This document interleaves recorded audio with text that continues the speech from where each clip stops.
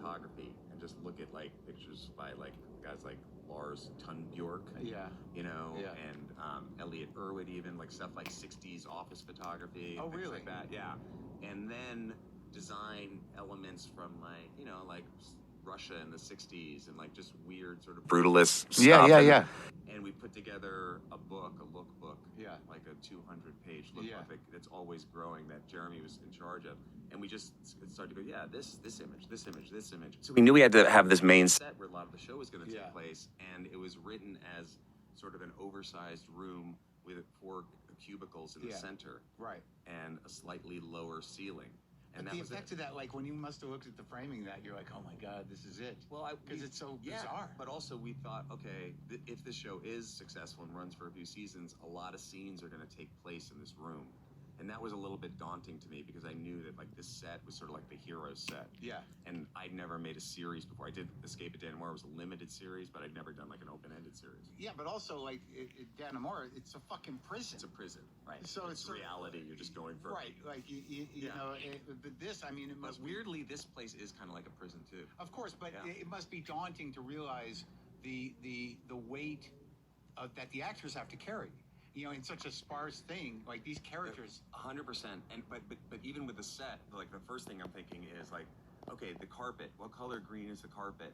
Because whatever color green we choose, this is going to be the color of the carpet for like, you know, the next 5 seasons if the show goes. Yeah. So the responsibility of those questions, and making those decisions was like I did think about that a lot. Yeah. And then it was like, okay, this set is basically this set. It's kind of cool, low ceiling.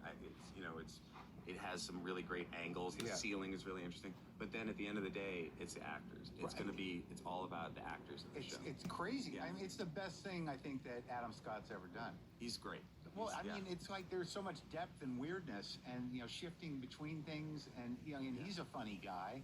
Yeah. But, like, you know, it really, if he's funny in this, it's only because he's wry. Right. About, you know what I mean? But the struggle of that character, he really did a fucking great job. Yeah, and he would, to me, was always the choice for it because of what he'd done in Parks and Rec and seeing, like, understanding, and I worked with him in MIDI.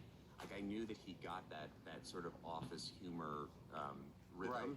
But then I also felt like he had a lot underneath that, too. It's so funny to think about that at the core of this is sort of an office comedy. Yeah. Because it does function that way in terms of their dynamic. Right. But then all the other layers of things, it's almost like, it's not that it's nothing, but it's sort of, it just kind of gives life to the coldness of the rest of it. Right. Well, it does become like, it's like a workplace. You know what I mean? It's a workplace, but they're in, like, maybe in hell, we don't know. That's not, by the way, what it is. Oh yeah, you don't cause trouble with people who are going to be waiting for, like, what? How are you doing another season? That would be like the most obvious thing. They're in hell. We're doing another season. But isn't it amazing you create this canvas for people to, like, because it's bordering on sci-fi, that they can think anything? Yes, I've never been in that world before, and it's amazing. It's amazing, and it's really fun. It's fun to be, because then you're like, oh wow, we actually, if we do this in a way that's deliberate, we can, you know, it can be really entertaining and fun to give people the freedom to have those theories. Yeah, you know? and Patricia Arquette, like, I mean, you worked with her on Dannemora, and it was like, she is so intense and such a great actress that like, when you cast her, you just knew that would be the anchor of this kind of. It was sort of like the role was, to me, like, it kind of like I felt like the more sort of like straight ahead casting would have been like someone like Tilda Swinton or something for that role. You know? Because she was like kind of this very like ice cold boss. You know. But I also happened to just work with Patricia on Dannemora when we started working on Severance. And she played like sort of the opposite of that character. Yeah. You know, I was like, I want to see Patricia as this like kind of cold ice queen who has so